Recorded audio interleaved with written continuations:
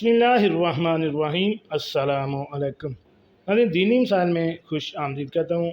हमारा आज का मसला ये सवाल ये है कि क्या रोज़ा के दौरान खून का अतिया देने से रोज़ा फासद या मकरूह हो जाता है।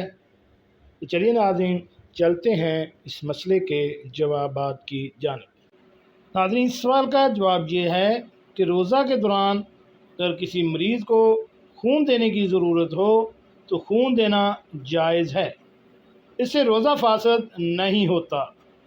हाँ, अलबत्ता इतना खून देना मकरूह है जिससे रोज़ेदार को कमज़ोरी लाहक हो जाए, ताहम इससे रोज़े पर कोई असर नहीं पड़ता। अगर खून देना फौरी ज़रूरी ना हो और कमज़ोरी का अंदेशा हो तो रोज़ा इफ्तार के बाद खून का अतिया दिया जाए। किताब आलमगीरी में है और ये फतवा नंबर 20 दिया गया है और इस फतवा को देने वाले हैं अल्लामा मोहम्मद यूसुफ साहेब, जामिया उलूम इस्लामिया बनौरी टाउन वाले। अगर आपको इनके इस मसले के मतलब किसी भी किस्म का कोई अबहम है तो आप हमें कमेंट्स बॉक्स में कमेंट्स कर सकते हैं। हम इंशाल्लाह आपके सवालों का जवाब देने की कोशिश करेंगे।